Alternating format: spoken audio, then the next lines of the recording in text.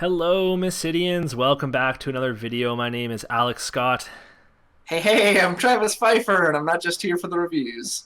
Yeah, we're doing a video to recap the last little bit since Opus XI launched. Lots of stuff's been going on. We have a global pandemic, and it has caused a surgence of online play using things like the Octagon tabletop simulator, as well as Untap and other like webcam playing, other stuff like that.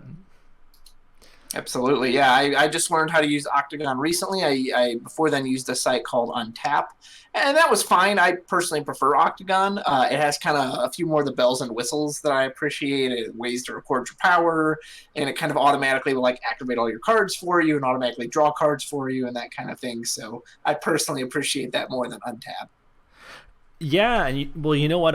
It was pretty much tied for me. I was happy to play on whatever platform people played on, and then you showed me a feature today that has now shifted me in favor of Octagon, which is popping up your break zones and putting them on screen. And that was actually so useful today. There was a game that I played where I saw my opponent had three of a card in their break zone. Just because it's up there, I can just see it and look at it, and that was pretty handy. Blew his mind.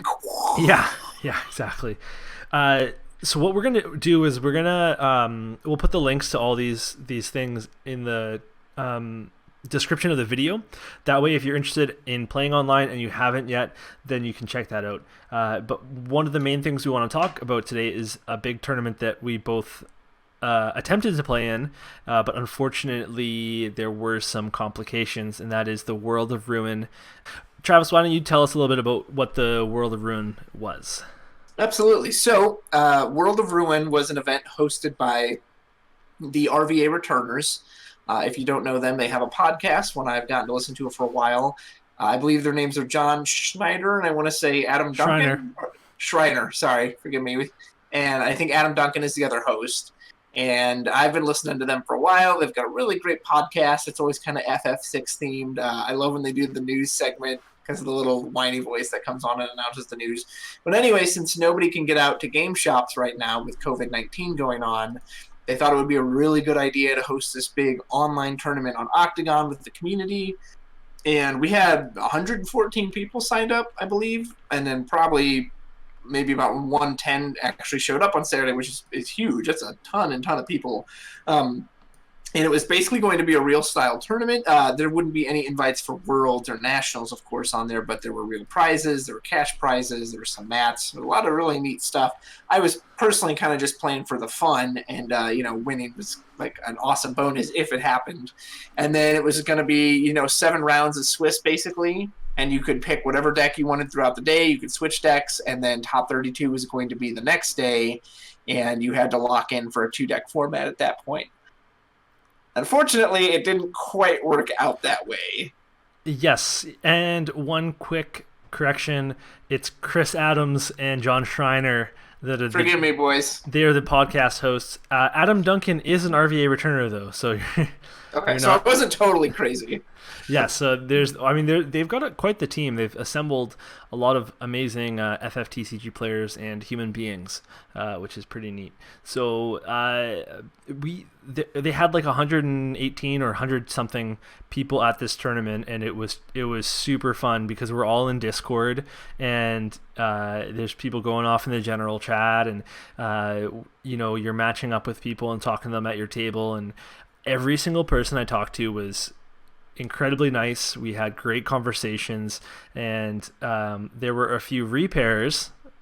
So I actually got to meet double the amount of people of games that I played, which is pretty neat. But what the issue was is that we had all these people creating games on Octagon at the same time, and we kept crashing the Octagon server.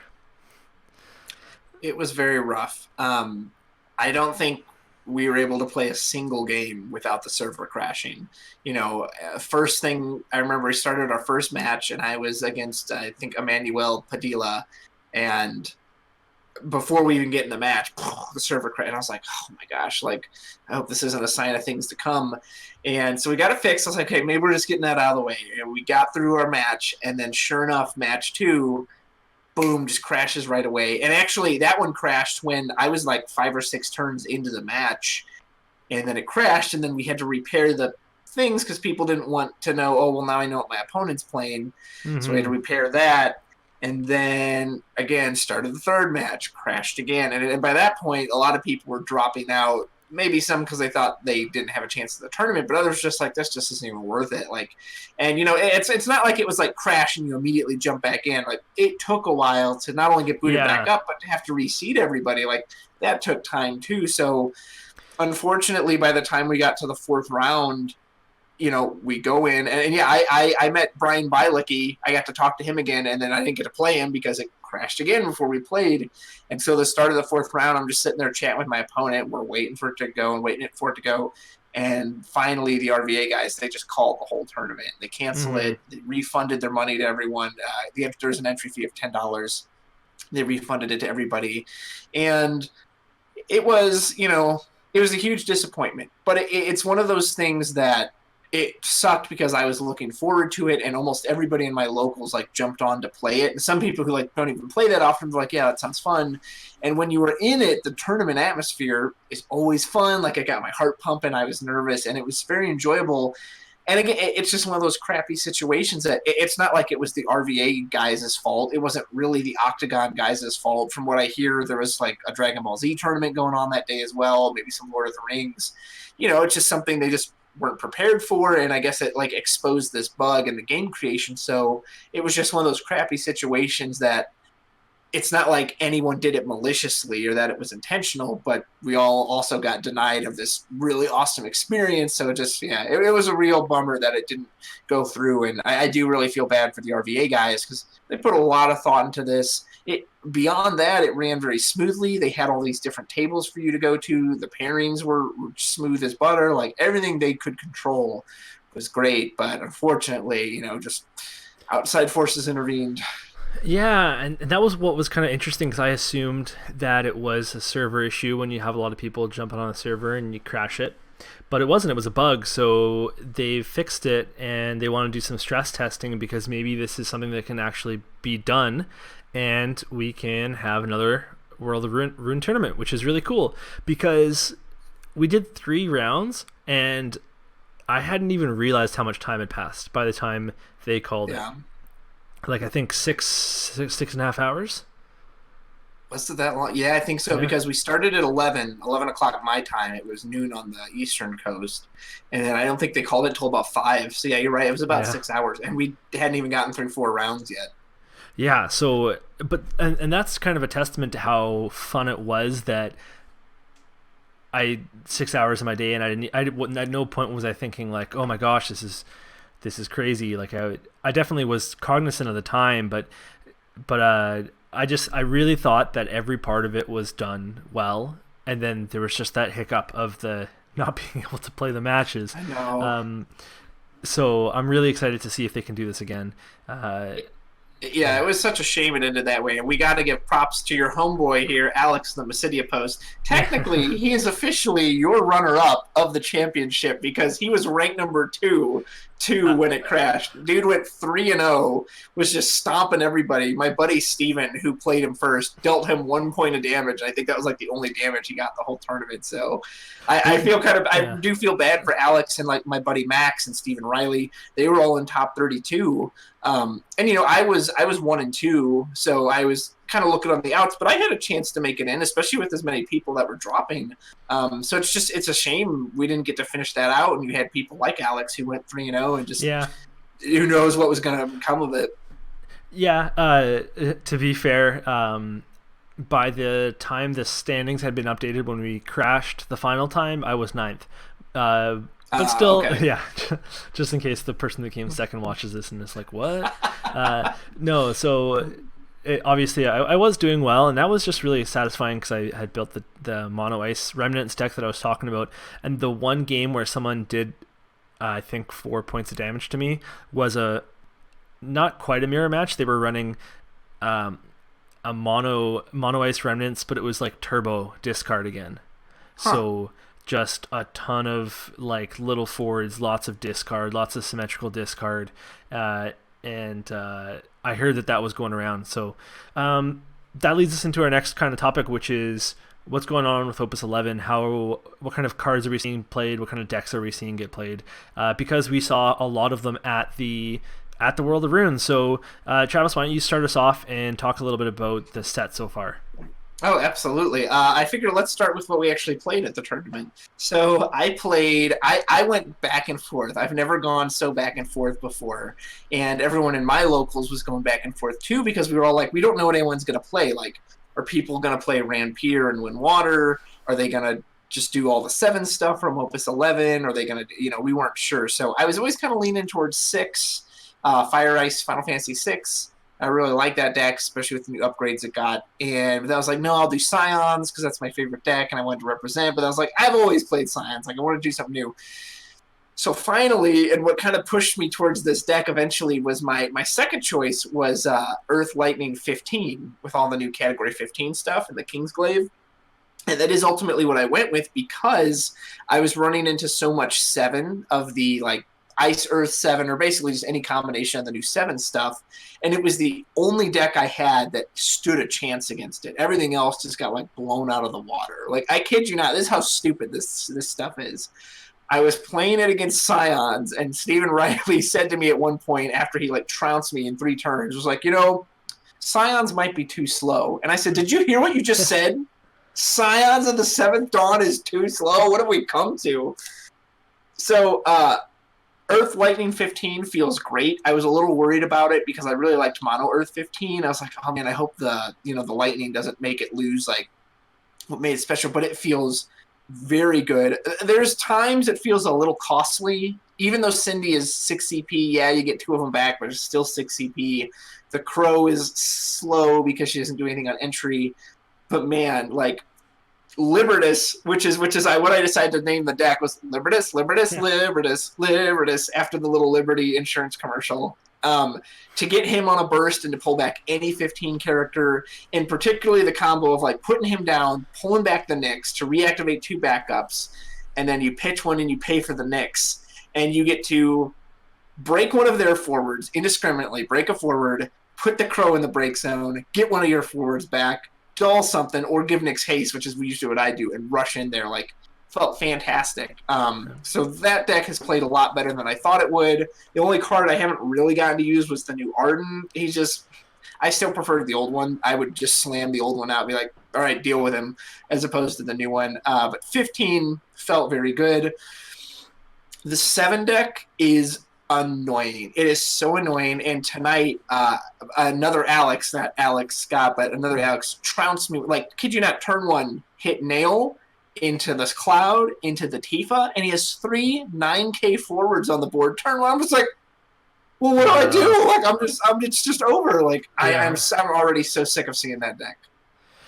Yeah, and we just saw so many different versions of it. So there was a Fire Earth Final Fantasy VII deck that would try to go turn 1 new Legend Light Cloud, and that would go into Zangan. Zangan would search your Earth Tifa, and then you play your Earth Tifa for 2 CP because you have Cloud out. All of a sudden, you've got 2 forwards, a backup, and a hasted Brave attacker, and that can be done on turn 1 if you go first or if you go second. So just an all-around aggressive play that if your opponent doesn't respond to, you're toast. But yeah, we also saw... You're literally done. We saw a bunch of different Earth Ice 7 decks. So we saw Earth Ice Remnants, we saw Earth Ice Sephiroths, combinations of the 2. We saw different types of I can't remember which elements it was, but it didn't have Earth, but it ran the new Earth Tifa because she can be played with any element if you have Cloud. Mm-hmm. So we saw those combinations as well. Just every Final Fantasy VII deck under the sun is now viable because of these amazing 7 cards that got printed. So we definitely saw a ton of Remnant play. Like we saw Control, we saw mid range, we saw aggro. They're just incredibly powerful.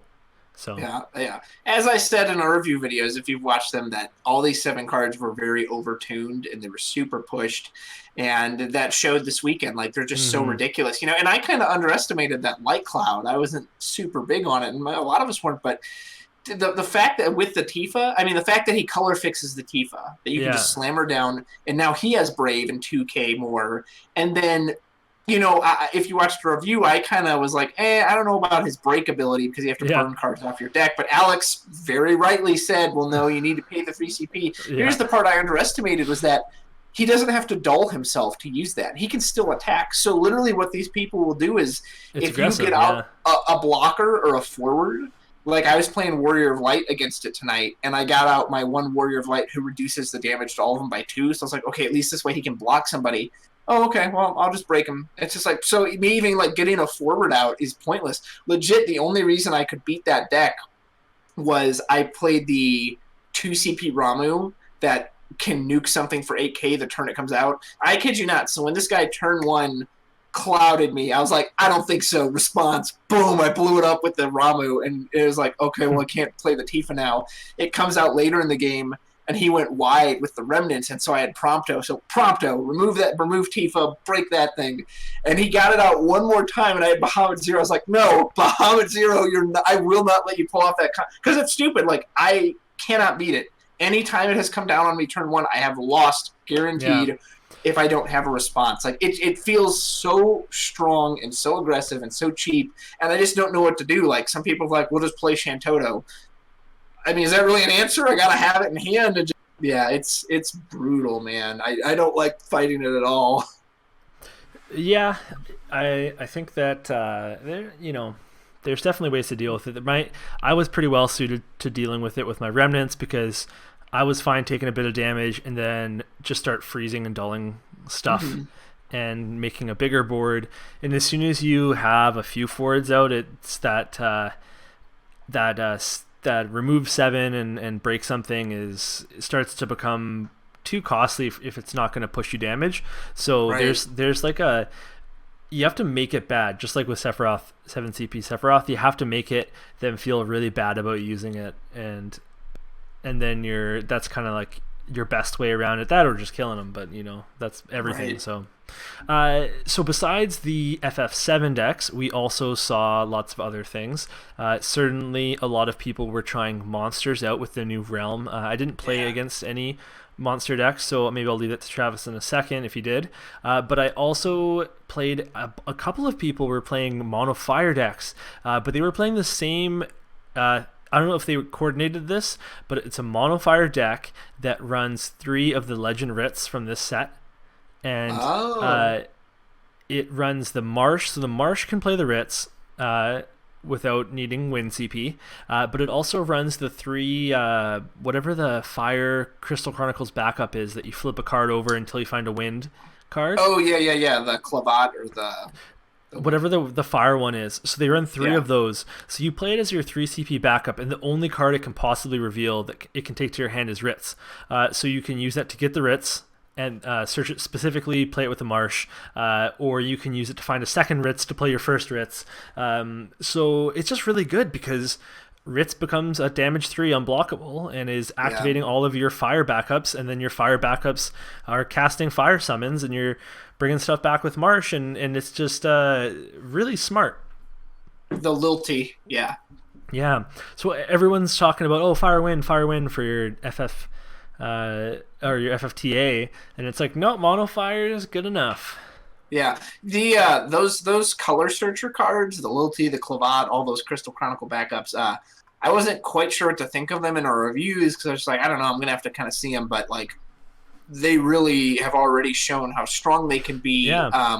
When you have like you said, and I wasn't expecting this, that really a lot of them I've seen go into mono decks, and they'll put in just that one spice card, and then this thing just guarantees that they find it. It's like, whoa, wasn't thinking of that. So they've already proven how strong they can be.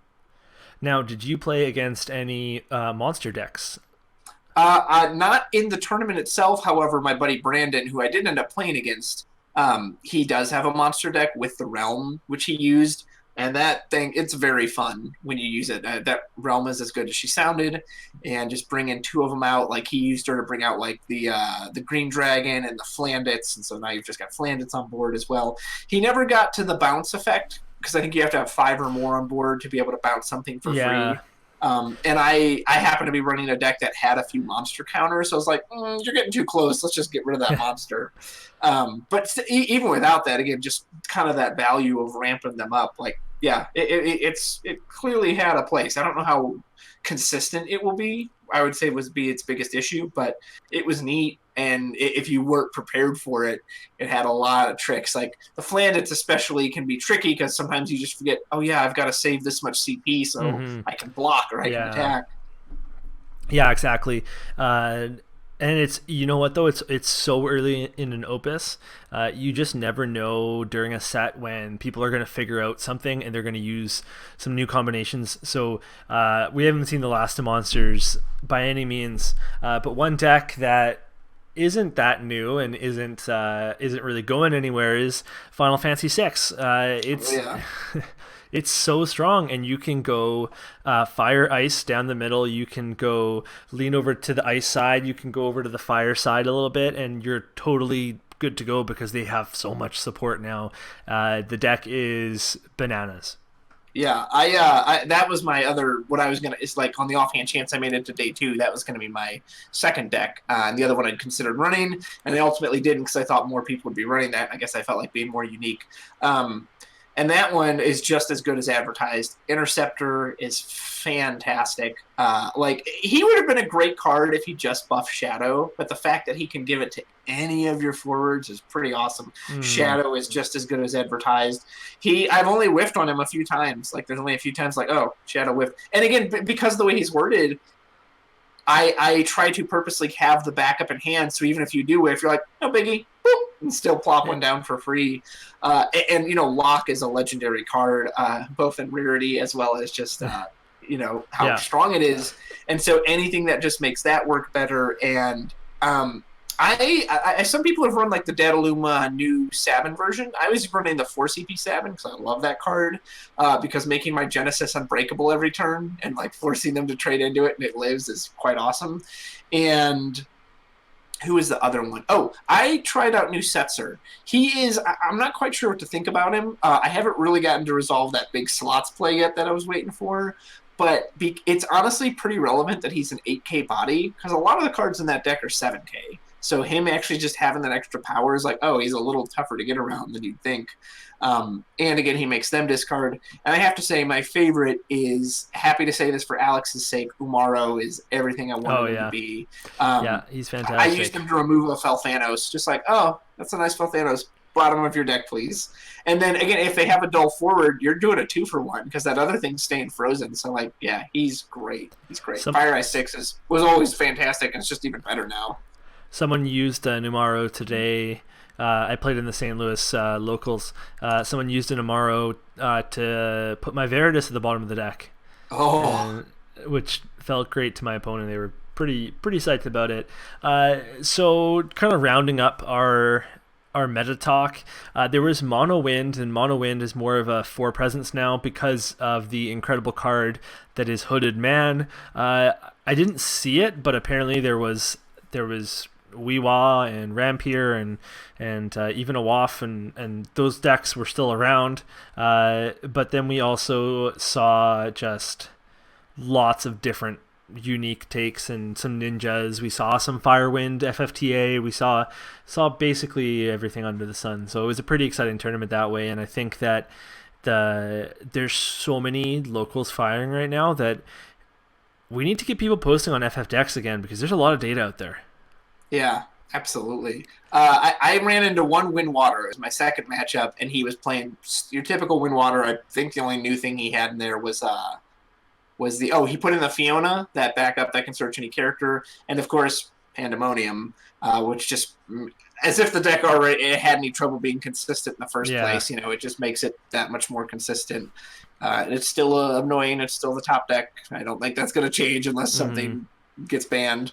But that was the only one I saw. I don't know how prevalent it was beyond that. Didn't see a Ranbeer. Didn't see any Waff either. I was wondering, I don't know if anyone ran Waff or not, but like, there's been this weird thing with Waff that, like, I don't know, everyone just assumed it was going to fall off in Opus, and I don't understand why, because there was, if anything, there was a few things printed in this set that help it, and there was nothing printed that like took away from it. So I didn't understand where this like kind of mindset of like, oh yeah, Waff's not good anymore. Like, what? Why?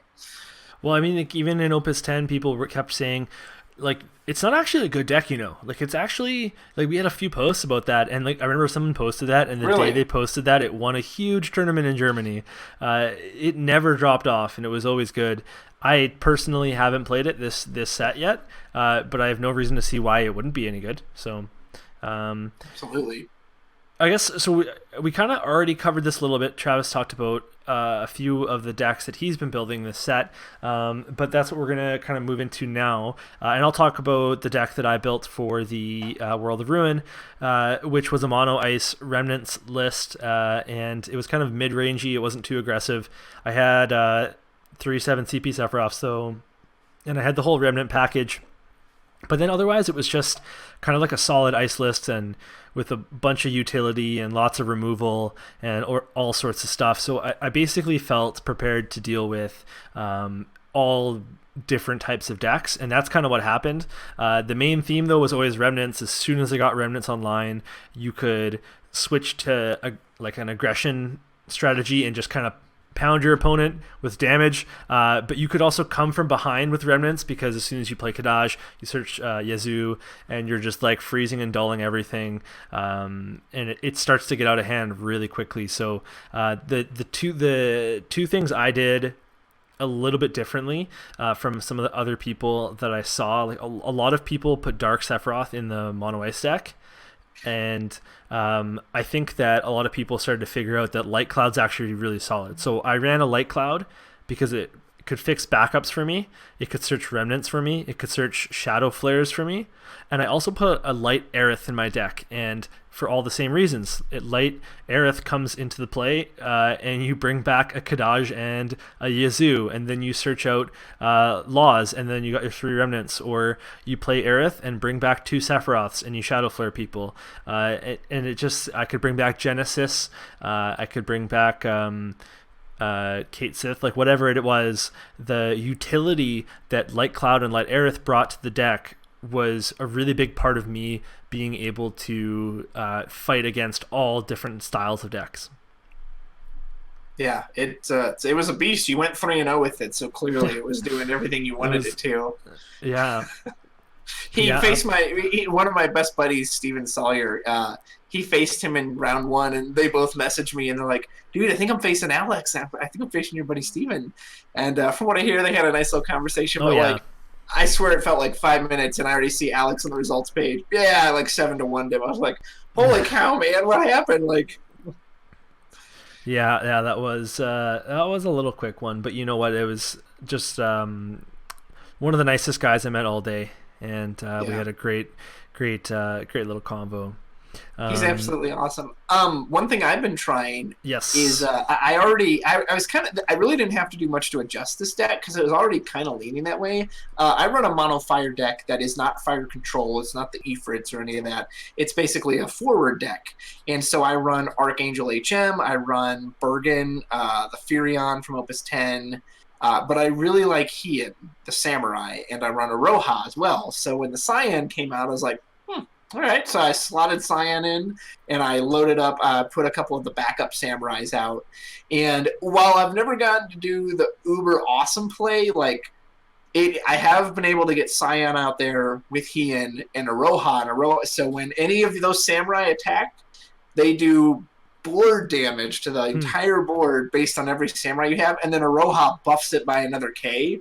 So it's a lot. And then Heian, any Samurai that attacks, increases the power of the forwards. But like when it gets going, it's really fun. I really like that Cyan. Like he was everything he needed to be. I haven't tried the ninjas yet, but again, and I said this in the video, like with the Cyan, the fact that it's card name and job name, just it makes it so much more playable. Because if it wasn't that, because like that Samurai backup, he's card name Samurai. He's not job, he's a standard unit. So if it didn't say that, it'd be like, oh, well. So it just, yeah, it was cool to see. Do you want to talk about monks at all? Because I saw Brandon playing them a bit too, and I have a few thoughts on those. I haven't. Besides all the testing I did pre-Opus, I haven't actually been testing because I've gone into this TCG League thing, and I was testing for World of Ruin, so I just focused on the 2 decks that I was probably going to play. So I'll go over my deck 2, and then we'll slide over to monks after that. Okay, sounds good. So if I had made Sorry, can I cut in really quick? oh yeah, sure. Oh yes, to finish off on the mono fire, and one I put in a single copy of this card, which feels great, which is Broska's Final Aeon. Whoo, man, he has some Felthanos qualities to him. If against the right opponent, they're toast. They can't do anything. Like I played this against my buddy who was playing mono ice. Everything that deck does is choose a forward, choose a forward. So like he was like, what do I do? And he's like, I've got Orphan in hand, but if I don't freeze it, I die. Like, it's like, yeah, you do. Like, against the right deck, like, he just rolls over. There's just nothing you can do about it. And it's like, you can't not do anything because that's what he was like, but if I don't dull freeze him, you'll attack next turn and kill me anyway. So I guess dull freeze him and try to buy myself a turn. Like, he's brutal against the right deck.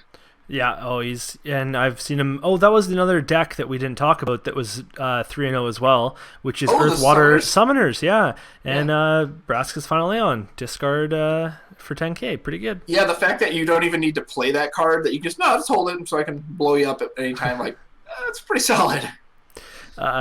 So my second deck for World of Ruin was going to be Water Wind Final Fantasy IV, and it's actually 3 colors. It's Earth as well. So I'm running 6 Cecils, so 3 of the Dark Legend, Earth Dark Knight Legend, 3 of the Water Opus 9, Opus 9 card.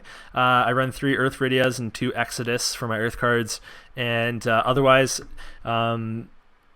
All of my forwards are 4 except for your staples. So I have a Zidane, a Y'shtola, and a Fina, and the rest of the deck is 4 on the forward lineup. And then I have on the backup line a couple of 4 cards like Porum and the Leonora that searches her and stuff. But it's basically, it's got the board clearing potential of Fina and Penelo and Pandemonium, but there's no Valfor, no room for the YRP or anything like that. So what you're really trying to do is mass forwards, because the 4 forwards are so good and they all reactivate at the end of the turn when you have Hooded Man, and you can even do stuff where you attack with Cecil and Rosa, and then you can tap them and summon a Theodore from your break zone back to the field. Like there's just so many possibilities for swarming, and then drop your Y'shtola so you're safe. And so it's kind of like Mono Wind in a way, but super fun list. Definitely want to develop it more. How good is that Hooded Man? Alex played so in our good. locals tonight. Yeah. He joined us on Octagon, and I was his first victim. And that Hooded Man, like, it's just so cool because it's one of those cards that it reminds me of the Opus 9 Rem, where she always reactivates at the end of the turn. It's just like, you have no reason not to attack because everything's coming back up. And I have to tell him this now, that my buddy Brandon, I guess he played him either right after for the third match. Yeah. Yeah, and Alex puts down like a white mage first turn, like the water one, I think it was. And so Brandon's like, oh, okay, I guess he's doing some kind of water. And then he puts down Penelo. He's like, oh, okay, this is wind water. And then he puts down an earth card. He's like, okay, I don't know what this is. What's going on? Like, yeah, it's a really cool little deck. And like, Alex is great at finding the little intricacies of it. Yeah, that was a tough match, though. I bricked super hard. So I played a wind white mage that removes from the break zone.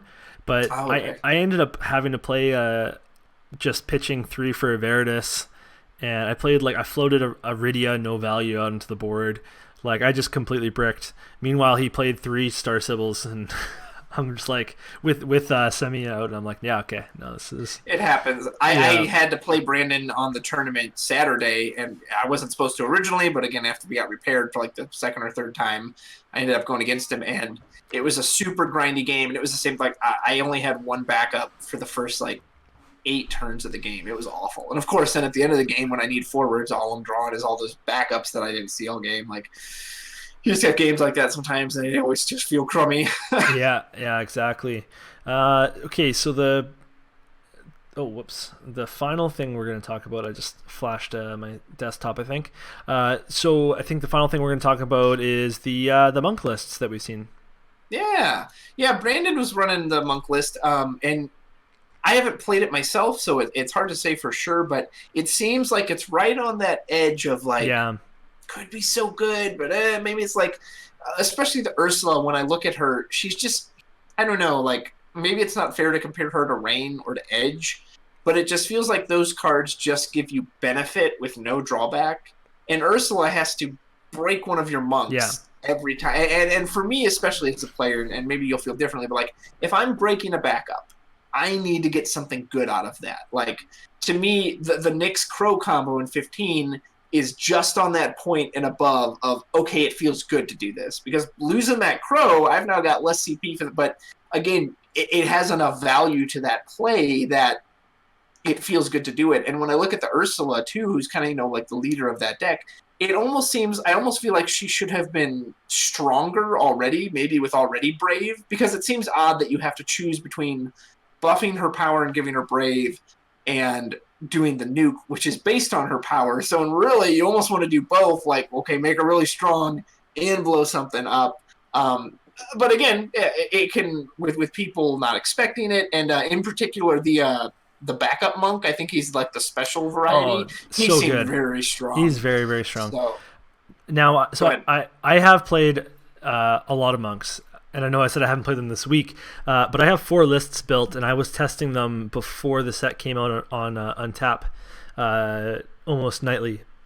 So I do have a really good idea of how best to use Ursula, and I did a whole article about it. So it is on the MysidiaPost.com if you want to check it out in full. And I give 3 different monk lists that you could try, but you have to be buffing her like not without spending CP. So Wall, Kadaj, using Anthem backups, Anthem forwards, anything like that to get her power up to be so that you're not spending extra CP, because if you're breaking a backup and casting like a golem or some sort of a summon to boost her, then you're out of control. You're using a lot of CP to do something that you could just put a removal spell in your deck for. So you have to really, really build around her naturally getting power buffs if you want to see her use that removal ability. But it's also really good against small things too, like if you have like 2 CP Zidane or Layla Vikings or whatever. Like, it's an easy way to ping stuff off if you're in an aggressive position as well. So yeah, it's been a weird little opus so far, because I personally haven't seen a ton of small stuff. Like, everything feels like a 9K these days. Like, there was a deck I was playing against Brandon, and again, he dropped 3 9Ks on me, and I had that Ramu, but he only does 8, and I was like, well, this is useless. Like, these guys are all way too big. So I haven't had the benefit of running into a bunch of small stuff yet. Well, you know what won locals tonight was Final Fantasy IX Fire Water. Oh, that's true. Yep, that's true. Which I played last week in RVA Returners and got like stomped on, but oh well, happens, I suppose. Okay, well, I think we're going to wrap it up there because we're pushing 40 minutes now. Awesome. So that's good. This is basically an episode of a podcast.